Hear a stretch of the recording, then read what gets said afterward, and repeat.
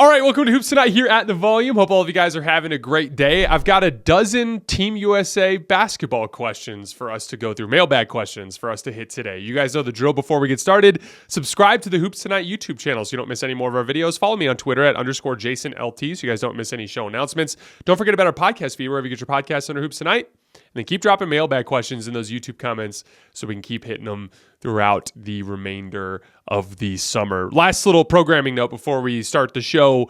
I am recording this on Saturday the 10th, but I go out of town tomorrow morning and I'm gone until the 18th. We're going up to the Pacific Northwest to kind of get away from the heat a little bit and relax, which I'm very much looking forward to.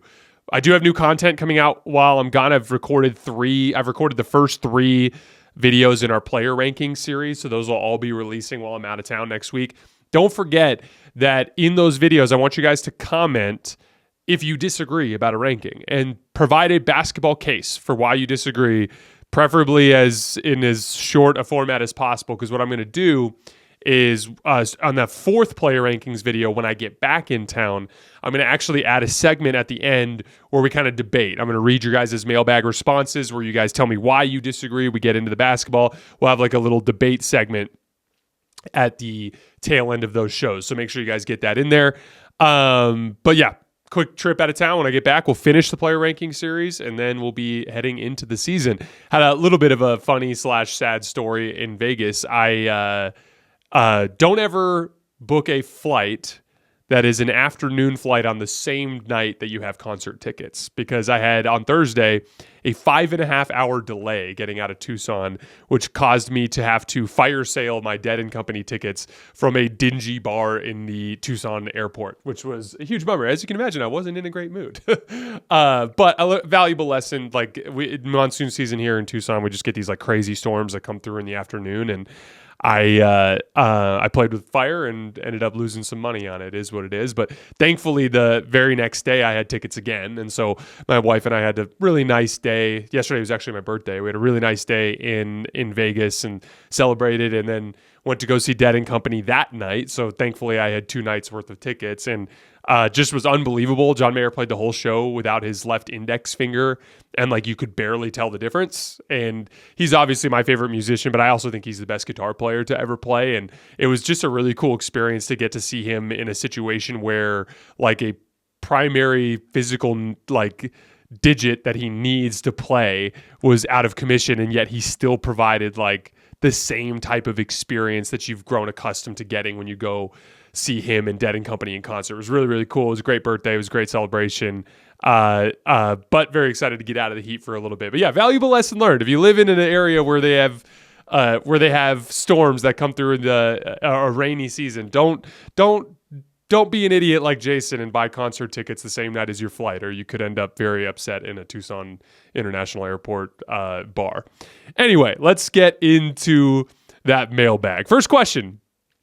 Is it fair to say, when we look back on the final years of Curry and LeBron, that we will strongly question what in the world these front offices are doing for Golden State in Los Angeles?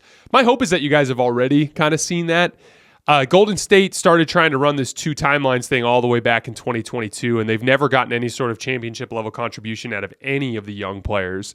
And in the meantime, Steph Curry and Draymond Green have both aged a certain amount. Klay Thompson has aged a substantial amount, and now their title window is precariously close to being closed. And that was a move that they probably should have looked to make years ago. And they would be in a situation now where, like, had they looked to make those more aggressive moves in that 2022 campaign, they might have had a larger margin for victory in the Celtics series.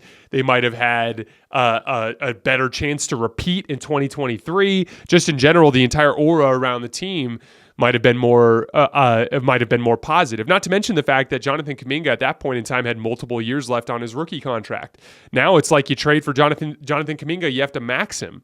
And we saw a report the other day that he's looking for over $200 million. And so that's the type of, we're actually now on the other side of this where it's barely even a 2 timelines plan anymore. They don't really have a lot of options in where they can go. And I won't get into it right now in the mailbag because I could just, bitch and moan for an hour. But the stuff that the Lakers have done over the course of the last half decade it's been a miserable waste of what LeBron James and Anthony Davis bring to the table. And so, like, I hope everyone already kind of knows that.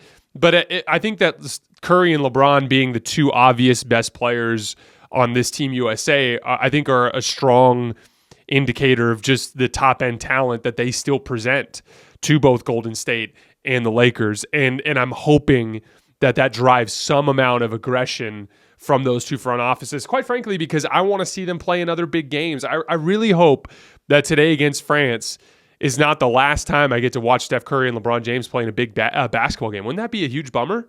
And like, they're both right now, I mean, I think the Lakers, if they stay really healthy, could potentially be in that, 4, 5, 6 range, but they could be a play-in team. I think the Warriors team is like right around that same area, if not a certain play-in team. So like that, they're both of those rosters are not good enough to win a championship right now. And that's just a real bummer. And I'm hoping that they can address that before the deadline. Next question. Is it possible that this is the last time the United States dominates in the Olympics? With the talent level of the world rising and many of our greatest players being most likely to retire, how do we fare moving forward? What's the potential team? First of all, I mean, we didn't dominate this year. And that is a reminder of just how close these teams are. The reality is like Team USA is still a sizable margin better than everyone else.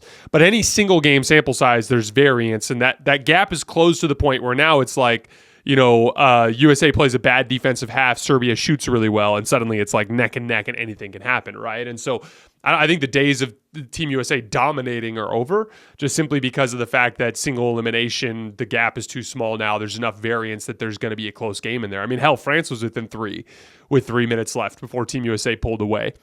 As for 2028, I am concerned, though, mainly just because the young guys weren't really able to flex their muscles on this stage the way the old guys are and have been. And Steve Kerr gave these guys plenty of burn. Like, I've seen so much talk Steve Kerr has made this Olympics about Steph, LeBron, and KD, or that the old guys are just like getting all the shine. It's like, no, they're taking the damn shine. Like, you're right. Like, Tatum got some DMPs here in the Olympics. You know what else, though? He was subbed in line shifts for all the exhibitions, and he wasn't playing very well. Like, all of these guys got extended burn, extended opportunities to show how they fit, and certain guys played well, certain guys didn't. You know who the 3 guys who played the best that deserved to float to the top were? KD, Steph, and LeBron. They earned the burn that they got. They earned the opportunities that they got. It's their consistent impact to winning in ways that extend beyond even shot making that allowed them to be on the floor as consistently as they had, and they made shots. And so again, like I think the concerning part is that when we got into these high stakes basketball environments, we just didn't get a lot of consistent contributions from some of the younger guys. Now, the potential team, it really just depends on like the health of some key guys. Like if Anthony Davis at age 34 is like healthy and ready to go, that'd be big, because the front line is where I get concerned. Like it's the losing of a big, strong forward like LeBron James could be detrimental for a team that has a lot of thin guys on the horizon, a lot of guards on the horizon, right? If Anthony Davis can come back and play, and you can have something like Jason Tatum, Anthony Davis, Bam Adebayo, Jaylen Brown, that's still a pretty formidable front court. But like, is Ja Morant going to be on this team? That would be interesting, right? Like, is Devin Booker still going to be on this team, or is he going to be too old at that point? We'll see. Anthony Edwards, is he competing for the best player in the world at that point?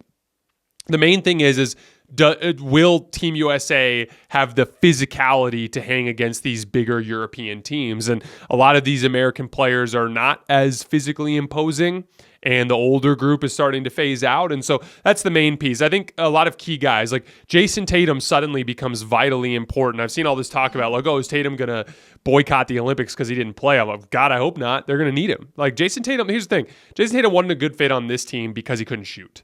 He went 0 for 16 on jump shots in all the exhibitions combined with the actual Olympic tournament games. As a result of that, he kind of had to function more as a big, and Bam and AD are better at being bigs than Jason Tatum is at being a big. When Jason Tatum has his jump shot and he's like actually a normal functioning perimeter player, he becomes a very useful player. And I do believe that this Tatum stretch is just a glitch. I think it's just a random extended slump that he's in. I do think he's going to fix it, and I think that he's going to be fine in the long run. And if he is in 2028, he suddenly becomes a vitally important player. But I really thought it was just a simple decision from Kerr from the standpoint of like, this guy can't shoot right now. I'm better off going with Bam and AD. And I really think that's all it was. I think if Tatum had shot the ball better, I think he would have gotten a considerable larger opportunity to play in the actual rotation. But he's going to be vitally important. Jaylen Brown becomes vitally important because he's one of the more physically imposing wings. And really, it's going to be about decision making. Like the way that Steph and LeBron and KD were able to out execute teams in the half court at the end of games, whether it was spamming a LeBron Steph 2-man game against France, or it's the give and take that LeBron, Steph, and KD demonstrated at the end of the game against Serbia, timely transition attacks, good off-ball action for Steph, like trusting KD in key situations. As long as the Anthony Edwards, Tatum, Ja Morant trio can kind of like figure that out, then they should be fine. But I would say it's hard to tell too, because what are the other FIBA teams going to look like? Is Jokic still playing at that point? Is Rudy Gobert still playing at that point? There's so many different angles that make that complicated. That Germany team could be really, really good at that point when Franz is in the heart of his prime, right? Like Victor Wembanyama could be a world beater at that point. There's so many different variables at play, so it's too early for me to like project what's going to happen in 2028. But like, I do think that the Team USA team that we field in 2028 will be substantially more vulnerable than this year's was. I think that goes without saying. You know the beautiful thing about being a sports fan? There's only like 2 days the whole year without a game. 2. With so much happening and so much action, that makes just about every day game day at DraftKings Sportsbook. It's super easy for first-timers to get started. Try betting on something simple like picking a team to win. Go to the DraftKings Sportsbook app, select your team, and place your first bet. It really couldn't be any easier or any simpler. Baseball, golf, UFC, there's something for every fan of every sport to bet on DraftKings. And I know it's early, but football season will be here before you know it. And the Kansas City Chiefs are currently the favorite to win the Super Bowl on DraftKings at plus 550. And if you're new to DraftKings, you got to check this out. New customers bet $5 and get $150 in bonus bets instantly. Download the DraftKings Sportsbook app now and use code HOOPS. That's HOOPS. That's code HOOPS for new customers to get $150 in bonus bets instantly when you bet just $5. Only on DraftKings. The crown is yours. Next question. What can Team USA do in the future to get consistency and allow for guys to have chemistry before FIBA play? I'm worried about 2028. So it's just impossible because of the various commitments that these guys have. These guys are all their own business in and of themselves. And so it's hard to get them to play in the 3 off years, right?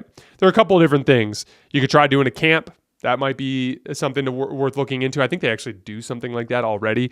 But the main thing is, and the reason why I pulled this question, I actually think the answer is pretty simple. The Team USA decision makers have to be very, very particular about who they bring from now on. It was the stars that dragged it home for Team USA this year. It was Steph, KD, and LeBron, right? But you don't have that type of star power in 2028.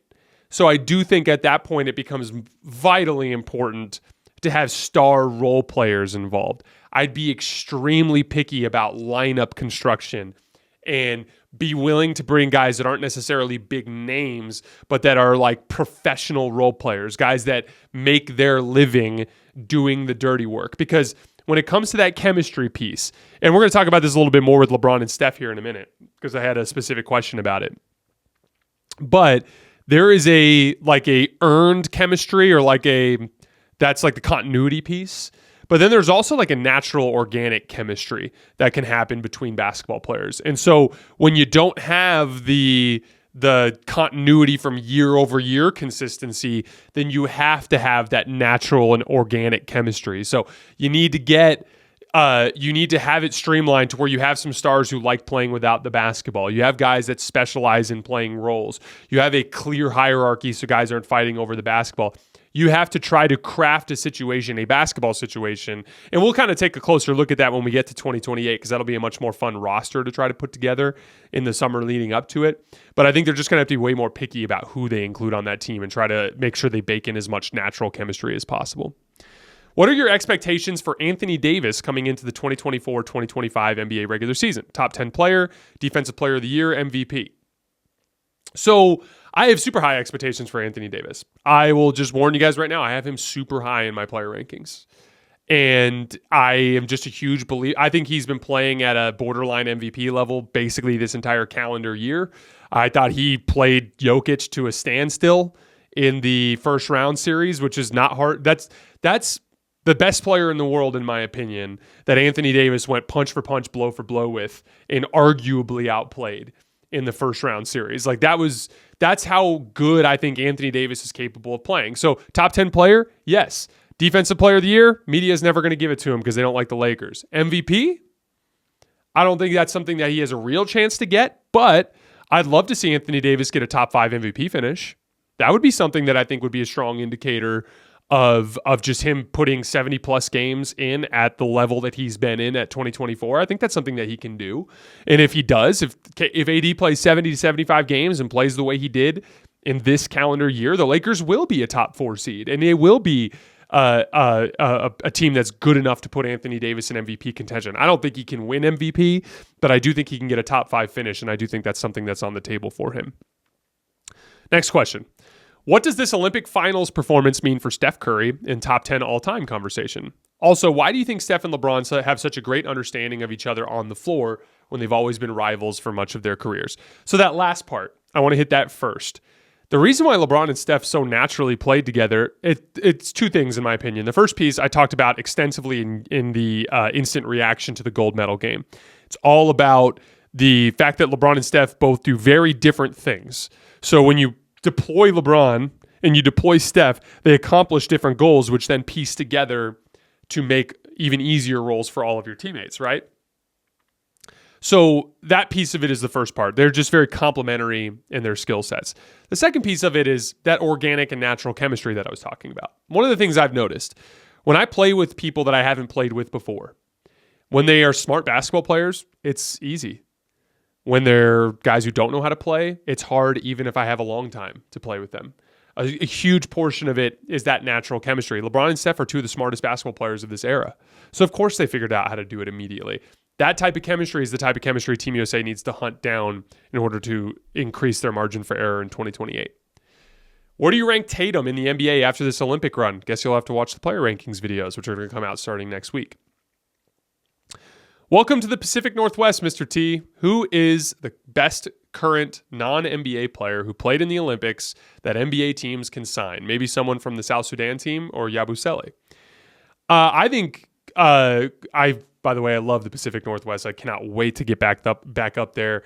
I am doing an Alaskan cruise next year too with a couple of my friends. So that'll be 3 of the last 4 years that I've spent up in the Pacific Northwest in the summertime. I absolutely love it up there. So Guerschon Yabusele, I think, is a guy that absolutely can play in the NBA. The big thing I think about with him is like every backup center that you see in the NBA kind of looks vaguely like Guerschon Yabusele, where it's like, yeah, if you have him defending in a drop coverage, he's going to struggle. Like he's going to bring a ton of defensive limitations, but the dude just plays super damn hard and has a lot of positive impact in the in just his motor and his size and his strength and his athleticism. So I look at him as like 2 potential things. Like, do I think he could play backup center for a really athletic bench group? Yeah.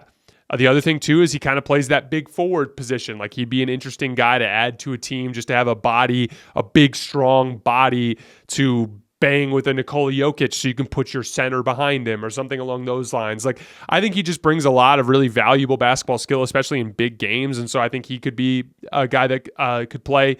Wenyen Gabriel was a guy from South Sudan who, by the way, has played in the NBA, who like is just the opposite version of Guerschon Yabusele. So Guerschon Yabusele is more of the offensive-minded backup big, but I look at that Wenyen Gabriel is the exact same thing as more the defensive-minded kind of guy.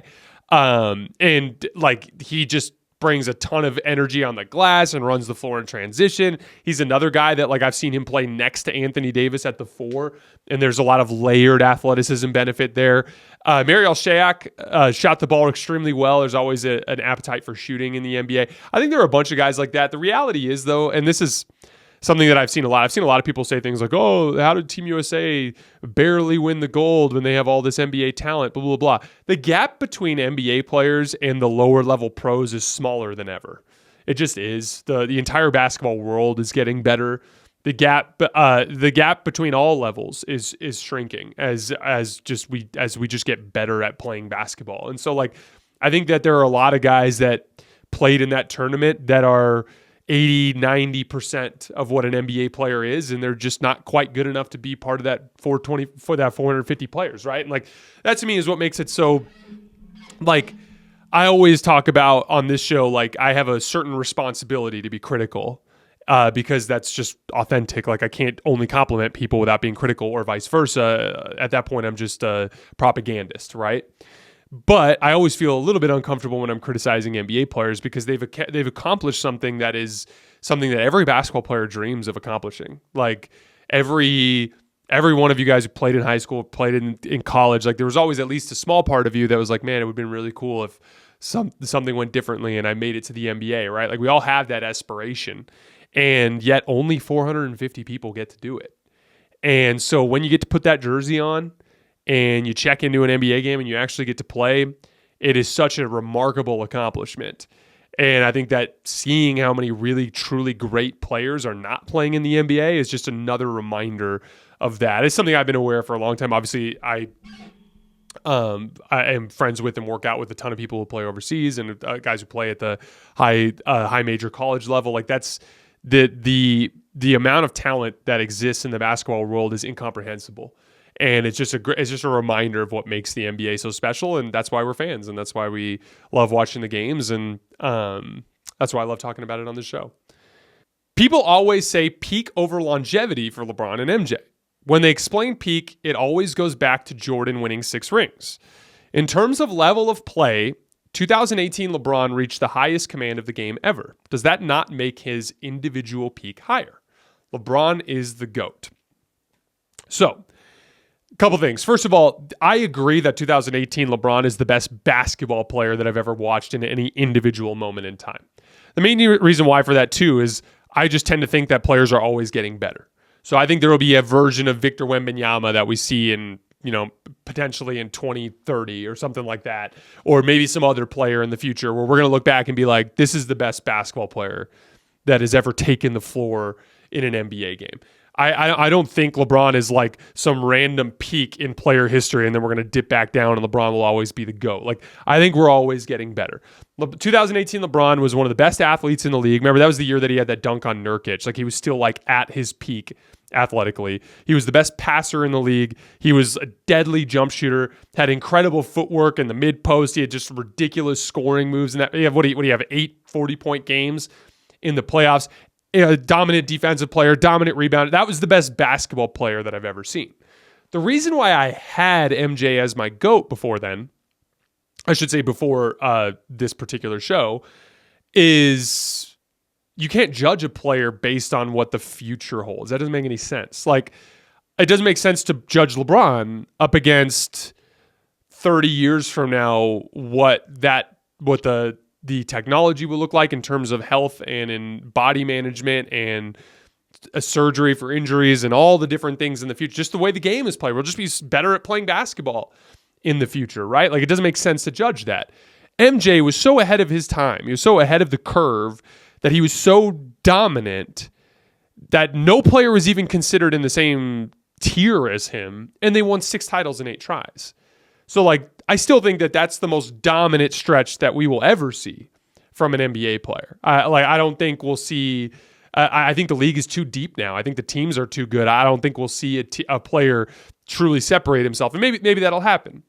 And it's very possible that when the dust settles on the NBA, if it ever settles, that MJ will still be considered the most dominant player, right? But that dominance for me for a long time superseded any of the LeBron longevity stuff. But here we are in 2024, and Grant Hill was able to call 39-year-old LeBron James and ask him to bring it in the summertime. And not just bring it, but to play a massive role. And LeBron came in and crushed that massive role and won MVP of the tournament at age 39, damn near about to turn 40. It's insane to me that the same player that was drafted over 21 years ago, that as soon as 2006, He was taking that Detroit Pistons team. Mind you, the same Pistons team that won the title in 2004 and came close to doing it again in 2005. He took them to 7. 1 year later, he beat them and went to the finals. Then 17 years after that, Grant Hill was able to call on him to lead a basketball team, and he did. On the biggest stage in world hoops. I can't argue that anymore. If you were starting a franchise tomorrow and you could pick any basketball player in the history of the game from their rookie year to lead your team, you take LeBron 10 times out of 10, and at that point, that just makes him the greatest basketball player to ever play the game. The longevity is extended too far. The reliably great basketball that he consistently brings every time there's a big game, it's still going. It's still going. I can't argue it anymore. Is MJ the most dominant basketball player compared to his peers in his era? Yes. I don't think, like, as I mentioned earlier, I don't actually think that's even a situation we could recreate with how much depth of talent there is in the league. But the greatest basketball player to ever play the game, the guy that you would pick every single time to start a franchise with from day one, is LeBron James. And, if this ends up being the cherry on top of his career, and I hope it's not, I hope he gets to play in more big games. But if he gets to put a cherry on, if this is the cherry on top of his career, it's a pretty damn good one. Age 39, most stacked Olympic field ever, over 60 NBA players playing for other teams. And he was the MVP of the team. I will also say, just even as a fan, I've rooted for LeBron through a lot of games, a lot of wins, and this was top 3 or 4 for me in terms of LeBron moments. Like, I loved watching him play with this team. It was so much fun for me. Who should have won MVP, LeBron or Curry? So I talked a little bit about this yesterday. I thought LeBron had the best case to win MVP, but I also thought Steph Curry had a case to win MVP. LeBron impacted winning more than any other player on Team USA during the Olympics. Curry hit most of the big shots towards the end. Those are the two cases. You don't win the tournament without either of them. You need them. So, I don't really care. I thought LeBron deserved it, but if Curry had gotten it, I would have thought that was completely acceptable. Warriors fans who think Curry should have won it, they're not wrong necessarily. That said, I know LeBron and Steph don't care. All they care about is winning.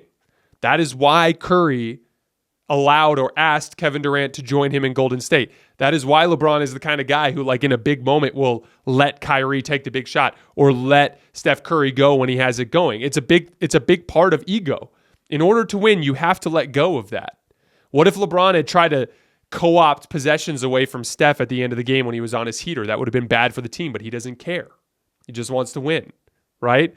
Curry could have earned more in the court of public opinion if he ran it back against LeBron in 2017 without Kevin Durant. But he didn't care. He just wanted to win. That's what has allowed those guys to win 8 of the last 13 NBA championships. So, LeBron should have won, in my opinion. Curry also had a really good case. As I said yesterday, let the kids argue about it on Twitter. That's an argument for other people. I'm not really interested in it. Do you think LeBron should try to be the full-time point guard on the Lakers again like 2020?